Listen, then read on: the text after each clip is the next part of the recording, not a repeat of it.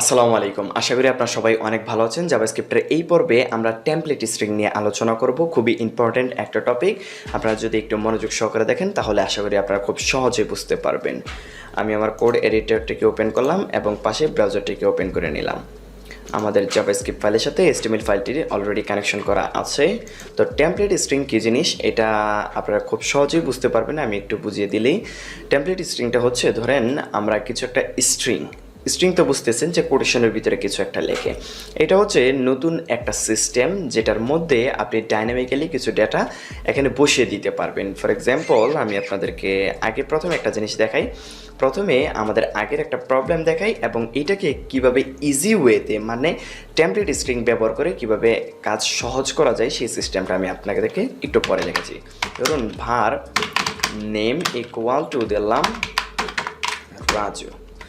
এখন আমরা var role equal to ধরুন কিছু একটা দিয়ে দিলাম। সিম্পল, আমি আপনাকে জাস্ট একটা আইডিয়া দেওয়ার জন্য আমি বোঝানোর চেষ্টা করতেছি। ধরুন এখানে কি দিব, ধরুন কিছু একটা দিলাম আর কি, বা এখানে একটা ভেরিয়েবল নিচ্ছি। এবার ধরুন আমরা কি চাচ্ছি, ধরুন মাই নেম ইজ, তারপরে এটা হবে, তারপরে মাই রোল নাম্বার ইজ, এইটা হবে। মানে এই যে এখানে যে জিনিসটা দিব আমাদের এটার মধ্যে অটোমেটিক্যালি সেটা হবে এবং সেটা আমরা কনসোল লগের মধ্যে প্রিন্ট করব। এটা কেন করতেছি একটু পরে আপনি বুঝতে পারবেন, হয়তো বা আপনার কাছে একটু হাস্যকর মনে হইতে পারে, বাট কেন করতেছি একটু পরে বুঝতে পারবেন। ধরুন প্রথমে আমরা কি করব, একটা কোটেশন দিয়ে দিলাম। দেওয়ার পর ডাবল কোটেশনই দিয়ে দিই বা সিঙ্গেল কোটেশন যা ইচ্ছা দিই, মাই নেম ইজ। এবার আমাদেরকে কি করতে হবে, একটা স্ট্রিংয়ের সাথে যখন আরেকটা স্ট্রিং যুক্ত করব তখন আমাদেরকে অবশ্যই একটা প্লাস দিতে হবে। তারপর আমরা কি করব, এই যে নেম যেটা আছে আমরা জাস্ট এখানে দিয়ে দেব নেম। তাহলে দেখুন কি হয়, আমি এখানে কনসোলের মধ্যে এটাকে আউটপুটটার মধ্যে দেখাই। এবার আমি এখানে কনসোলটাকে ওপেন করি, দেখুন এটা কিন্তু আসতেছে। আপনি এখানে যাই দিবেন, ধরুন দেখেন এখানে কিন্তু সেটাই আউটপুটে আসতেছে। দেখুন, আশা করি বিষয়টা বুঝতে পেরেছেন। এখন আমরা চাচ্ছি কি এটার সাথে আবার কিছু একটা অ্যাড করতে, অ্যান্ড মাই আরও ডাবল রোল নাম্বার ইজ দিয়ে দিলাম কি, এটার সাথে আবার প্লাস দিয়ে আরও ডাবল রোল দিয়ে দিলাম। দেখুন এই একটা স্ট্রিং তৈরি করলাম। এবার আপনি এখানে যাই দিবেন ডাইনামিক্যালি কিন্তু এটার মধ্যে কিন্তু তাই এসে আমাদের স্ট্রিংটা কিন্তু একটা ডাইনামিক একটা স্ট্রিং হয়ে যাবে। এখন এইটা সিম্পল একটা জিনিস তৈরি করতে গেলে আমাদের এখানে একবার কোটেশন, তারপর একটা প্লাস, তারপর একটা ভেরিয়েবলের নাম দিলাম, প্লাস দিলাম, কোটেশন দিলাম। এবার কোন জায়গায় গিয়ে যে ঝামেলা তৈরি হবে, যখন আমাদের এই স্ট্রিংটা একটু বড় মাপের একটা স্ট্রিং হবে, একাধিক লাইনে আমাদের কাজগুলো করার প্রয়োজন হবে, তখন কি হবে, এটা একটা এলোমেলো হয়ে যাবে এবং এখানে একটু ঝামেলা তৈরি হয়ে যাবে, আপনার বুঝতে অসুবিধা হবে। এইটা তো জাস্ট একটা এক লাইনের একটা জিনিস তৈরি করলাম। এর জন্য আপনি এখানে দেখুন একটা প্লাস এখানে হইলো, এটার সাথে স্ট্রিংয়ের যুক্ত হইলো, এটার সাথে স্ট্রিংয়ের যুক্ত হইলো। যখন আমরা একটা এই স্ট্রিংয়ের মধ্যে যখন আমরা HTML কোড লিখব, HTML ধরুন স্ট্রিংয়ের ভিতরে কিছু একটা HTML কোড লিখব, তখন আমরা বুঝতে পারবো যে এইটা কি যে একটা ঝামেলা তৈরি হবে। এক লাইন থেকে আরেক লাইনে যাব, আমাদেরকে একটা প্লাস দিতে হবে, তারপর কোন জায়গায় একটা ভেরিয়েবল দিলে এখানে আবার কোটেশন দেওয়া যাবে না, আবার কোনো জায়গায় স্পেস দেওয়ার জন্য আপনাকে আলাদা একটা কী করতে হবে, একটা প্লাস দিয়ে কোটেশন দিয়ে একটা স্পেস দিতে হবে, আবার একটা প্লাস দিয়ে এটার সাথে আবার অন্য একটা যুক্ত করতে হবে। বিশাল একটা গ্যাঞ্জাম তৈরি হয়ে যায়।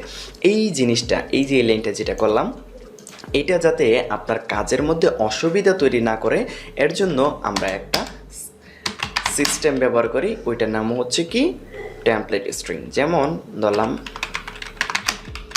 এটার মধ্যে আপনাকে এই যে ব্যাকটিক যেটা আছে এইটা দিতে হবে। আপনি কিবোর্ডের মধ্যে এটা একটু খুঁজে বের করবেন, এটা ট্যাব বাটন যেটা আছে আপনার কিবোর্ডে, ট্যাব বাটনের ওপরে দেখলেই পেয়ে যাবেন এই যে দুইটা পাকা যে চিহ্ন আছে, এটা হচ্ছে কি ব্যাকটিক।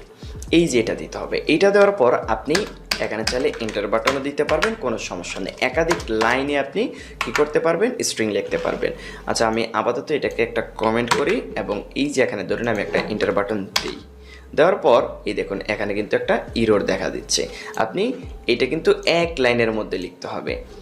এক লাইনে আকারে এইভাবে কিন্তু লিখতে হবে। একটা স্ট্রিংকে আরেক লাইনে যদি শেষ হয় তাহলে কিন্তু এখানে একটা ইরর দেখা দিবে, দেখুন ইরর দেখা দিচ্ছে, কিন্তু এইটার ক্ষেত্রে কোনো ইরর দেখা দিবে না, এটা মাল্টি লাইনে আপনি লিখতে পারবেন, কোনো সমস্যা নেই। এইবার দেখুন আমি কি করতেছি, এই জিনিসটা যেটা লিখতেছিলাম এই জিনিসটাই আমরা এখানে কিভাবে করি। ধরুন মাই নেম ইজ, এটার মধ্যে তারপর কি হবে, আমাদের এই যে এখানে যেটা দিব সেটা হবে, রাইট। তার মানে এখানে আমরা কি করব, প্রথমে একটা ডলার সিম্বল দিয়ে এরকম সেকেন্ড ব্র্যাকেট দিয়ে দিব, দেওয়ার পর এই যে যেই ভেরিয়েবলটা, এই ভেরিয়েবলটা এখানে বসিয়ে দিব।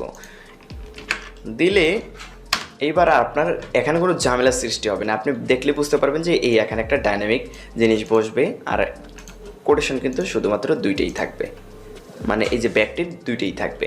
তাহলে আপনি খুব সহজেই এই সমস্যাগুলো হলেও আপনি বুঝতে পারবেন, আর এইভাবে আপনার বুঝতে কোনো অসুবিধা হবে না। তারপর আমি যদি আরেক লাইনে দিয়ে দিই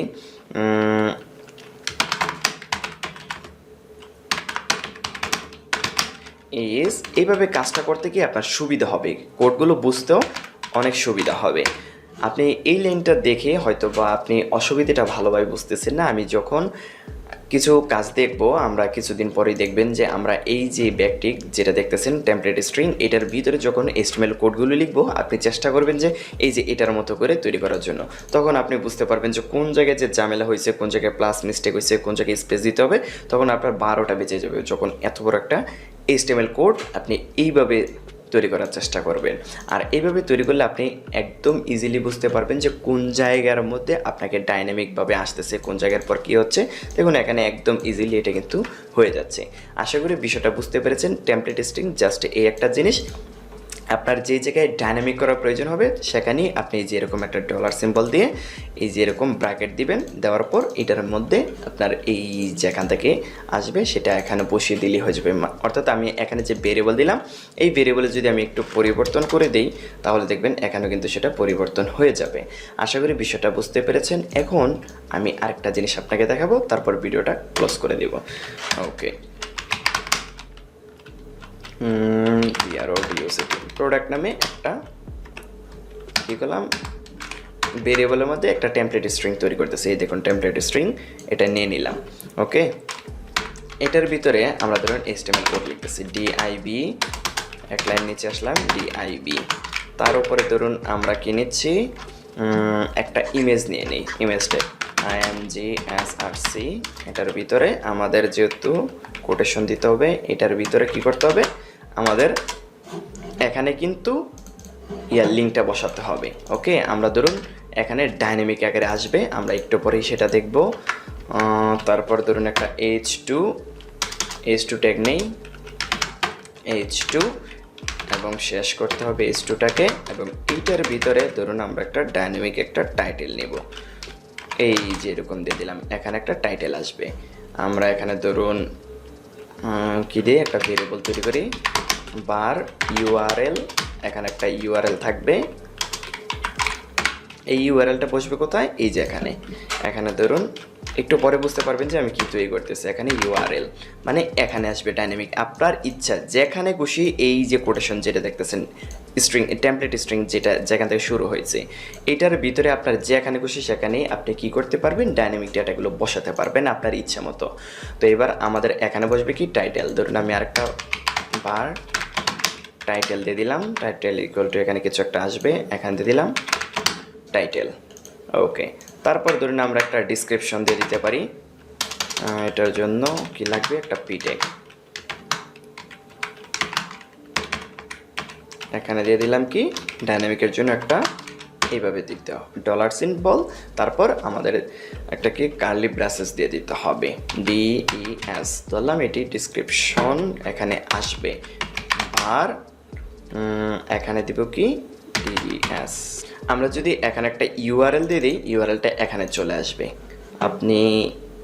আমার কাছে একটা URL আমি আগে থেকে এখানে রেখে দিয়েছি, যাতে আপনাদের এটার পরবর্তী টিউটোরিয়ালে আপনাদেরকে অন্য একটা জিনিস দেখাবো, তখন বুঝতে পারবেন। এর জন্য আমি এখানে দারাজ থেকে কয়েকটা URL, প্রোডাক্টের URL আমি এখানে কপি করে রেখে দিয়েছিলাম, আমি সেটাই এখানে বসিয়ে আপনাদেরকে দেখাচ্ছি।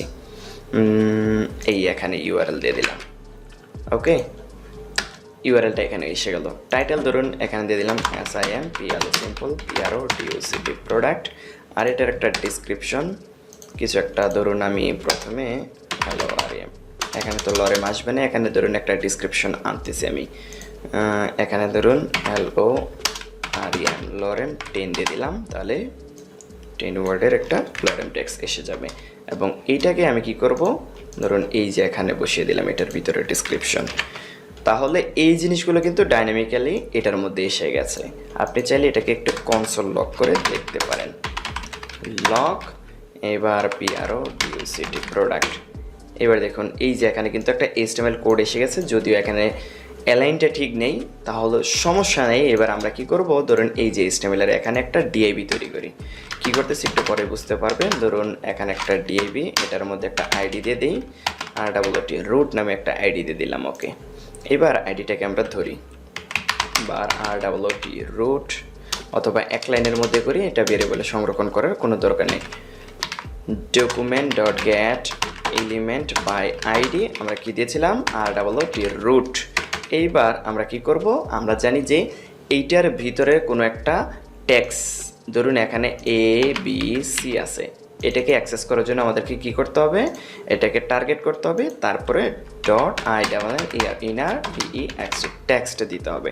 আর যদি আগেটাকে আপডেট করতে চাই তাহলে জাস্ট ইকুয়াল দিয়ে নতুন একটা জিনিস দিয়ে দিলেই হয়ে যাবে। ধরুন আমি এইটাকে দিয়ে দিলাম, তাহলেই দেখবেন এটা কিন্তু এখানে চলে আসবে। তারপর আপনি হয়তো বা একটু ঝামেলা দেখতে পারবেন, এটা কোনো সমস্যা না।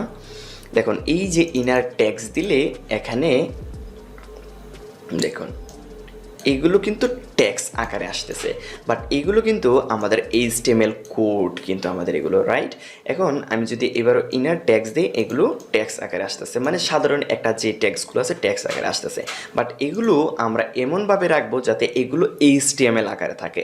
এর জন্য এই যে ইনার টেক্সট এখানে জাস্ট আপনি এখানে লিখে দিবেন ইনার HTML, তাহলেই হয়ে যাবে। দেখুন এই যে আমাদের এখানে একটা প্রোডাক্ট চলে আসছে, দেখুন এই জিনিসগুলো এখন চলে আসছে। এইবার আপনি চাইলে এখানে একটু CSS ব্যবহার করতে পারেন, যেমন আমি আপনাকে এখানে একটু দেখিয়ে দিই। ধরুন এখানে একটা ক্লাস দিয়ে দিচ্ছে। ওকে, ক্লাসের নামটা কি, ক্লাসের নামটা দিয়ে দিলাম PRODUCT প্রোডাক্ট। ওকে, এটাই নাম দিয়ে দিলাম।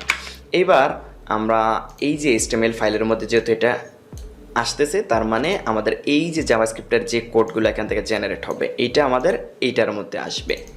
এটার মধ্যে এসে দেখবেন আপনি এখানে চাইলে ইন্সপেক্টে দেখতে পারবেন, রুট ডিএবির মধ্যে কিন্তু চলে যাবে এটা। এই যে এখানে খেয়াল করুন, এই যে আমাদের রুট ডিপ যেটা আমাদের এই যেটা আছে, এইটার ভিতরে কিন্তু আমাদের এই যে দেখুন এই ডিএবিটা চলে আসছে, আমরা যেটা জাভাস্ক্রিপ্ট দিয়ে তৈরি করেছি। এই যে আমাদের এখানে জাভাস্ক্রিপ্ট দিয়ে যেই এই যে প্রোডাক্ট আমরা যেটা তৈরি করেছি, প্রোডাক্ট নাম দেখুন ক্লাস আছে, এটা কিন্তু আমাদের এই যে এখানে চলে আসছে প্রোডাক্ট, রুটের পর প্রোডাক্ট। আশা করি বিষয়টা বুঝতে পেরেছেন। এইবার আমরা কি করব, যেহেতু এটা HTML এর সাথে এখানে চলে আসতেছে, এখানে আমাদের কি আছে, আবার CSS ফাইলটি কানেকশন করা আছে। এবার আমরা CSS ফাইলের মধ্যে যদি এখানে একটা কাজ করি, এটা দিয়ে দিলাম, ক্লাসটাকে টার্গেট করলাম। কোন ক্লাসটাকে, আমরা এই যে এখানে যে ক্লাসটা দিলাম জাভাস্ক্রিপ্টের মধ্যে, এই ক্লাসটাকে আমরা এখানে টার্গেট করলাম। এর একটা উইডথ দিয়ে দিচ্ছি, দেখুন আমরা দিয়ে দিলাম কত, 200 পিক্সেল দিলাম। এবার দেখুন এই যে ক্লাসটা আছে, মানে হচ্ছে আমাদের এই ক্লাস, এটার ভিতরে কি আছে, IMG, আমরা IMGটাকে টার্গেট করি, ডট প্রোডাক্ট, এটার ভিতরে যে IMG আছে এটাকে বলে দিলাম ম্যাক্স উইথ 100%। এবার দেখুন কি হয়, এই যে দেখুন শুরু হয়ে যাচ্ছে। এবার আপনি এটাকে ডিজাইন করতে পারেন, এবং এমনকি আপনি যদি ইন্সপেক্টে যান তাহলে দেখতে পারবেন যে এই যে আমাদের রুট ডিএবের মধ্যে কিন্তু এটা আছে, এবং এখানে ক্লিক করলে আপনি এখানে আশা করি এই CSSগুলো দেখতে পারবেন। এই যে এখানে CSSগুলো আছে। আশা করি বিষয়টা বুঝতে পেরেছেন যে টেমপ্লেট স্ট্রিং আমাদের কতটা কাজে লাগতে পারে ভবিষ্যতে। এই জিনিসগুলো নিয়ে আমি পরের ভিডিওতে আরেকটু বিস্তারিতভাবে আলোচনা করব, এবং সিম্পল একটা কাজ আপনাদেরকে দেখানোর চেষ্টা করব। ওকে, আশা করি বিষয়টা বুঝতে পেরেছেন যে এই যে টেমপ্লেট স্ট্রিংটা কীভাবে তৈরি করতে হয়। প্রথমে জাস্ট এই যে ব্যাকটিক যেটা আছে এইটাই দিয়ে দিবেন। কি করবেন, এই যে ব্যাকটিক যেটা আছে আপনার কিবোর্ডের ট্যাব বাটনের উপরে দেখবেন টেমপ্লেট স্ট্রিং আছে, এটা দিবেন ব্যাকটিক দুইটা। এটা দেওয়ার পর যেই জায়গায় আপনার ডাইনামিক করার প্রয়োজন হবে, ডাইনামিক কোনো ডেটা বসবে, সেই জায়গায় একটা ডলার সিম্বল দেওয়ার পর এই যে কার্লি ব্রাসেস বা সেকেন্ড ব্র্যাকেট যেটা আছে এইটা দিয়ে দিতে হবে, তাহলেই হয়ে যাবে। দেখুন আশা করি বিষয়টা বুঝতে পেরেছেন। যেই জায়গায় আপনার প্রয়োজন হবে সেই জায়গায় দিয়ে দেবেন, তাহলে আপনি খুব সহজে বুঝতে পারবেন। আর এই জিনিসটাকে যদি আপনি এইভাবে তৈরি করতে চান, এই যে আমাদের আগের যে সিস্টেমটা ছিল সেটা তো ডিলিট করে দিয়েছি, ওই সিস্টেমে যদি করতে চান তাহলে আপনার কিন্তু একটু খবর হয়ে যাবে যদি আপনি বিগিনার হয়ে থাকেন। এতটুকু করতেই আপনি দেখবেন একটু ঝামেলা তৈরি হয়ে যাবে। আর যখন HTML কোডটা একটু বড় হবে বা একটু বড় হইলো, তখন আপনি বুঝতে পারবেন যে কি একটা ঝামেলা হয়। এর জন্য আমরা টেমপ্লেট স্ট্রিংটা ব্যবহার করব। ওকে, আশা করি বিষয়টা বুঝতে পেরেছেন। এই জিনিসটা অবশ্যই বারবার প্র্যাকটিস করে রাখবেন। এগুলো আপনারা যখন রিঅ্যাক্টে যাবেন তখন আপনার অনেক বেশি কাজে লাগবে। আশা করি বিষয়টা বুঝতে পেরেছেন। ওকে, দেখা হচ্ছে পরবর্তী ভিডিওতে আমরা নতুন বিষয়গুলো নিয়ে আলোচনা করব। ধন্যবাদ সবাইকে।